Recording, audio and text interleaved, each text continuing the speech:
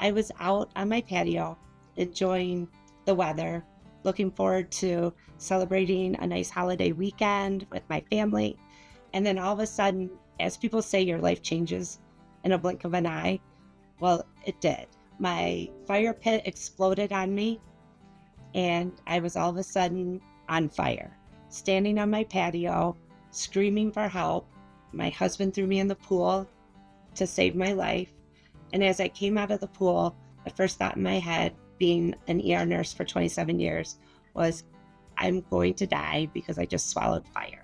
I ended up being life flighted to Detroit Receiving. And that's where I met an amazing nurse, Lexi. As I rolled into the emergency department, I was intubated awake and I was scared to death. And I looked at Lexi and she was calm. She started caring for me right away. She didn't show any kind of fear or hesitation, and she was so caring. She cared for me for a couple hours in the ER, and she had the attitude of, we're going to get out of here. And that's not where the story ends with meeting Lexi. I was in the ICU for at least a month, and your friends and family leave at 8 o'clock at night. So you wake up every morning alone in your room. And then all of a sudden, Lexi walked in. And as an ER nurse, you typically help people in the ER on your worst day, and that's about it. Well, to see Lexi standing at my bedside, knowing that she just worked a 12-hour shift, most likely didn't get a break, to come visit me meant more than I could ever put into words. And it still didn't stop there.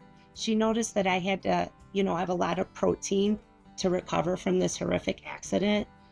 And she brought in her own protein shakes. I know it sounds like something very small, but you have to have a ton of protein as a burn survivor to even recover well. And she continued for the whole month. And there were so many nurses along that way, the emergency room nurses that helped me. I have a lot of family and friends that are ER nurses that I work with. They were right there next to the ICU nurses, learning how to care for me. And that helped so much. They would treat me not only as my injuries, but as, not as a whole person. And that meant a lot to me. I don't think that I would have healed without them, Lexi, Tiffany, Sarah, JoJo, and Lacey. Those are honestly angels, not just emergency nurses, but angels. My doctor actually said to me, I'm going to let you go home because of the support system you have. As we hit the year mark, I got a message from Lexi, and it said, I knew you could do this.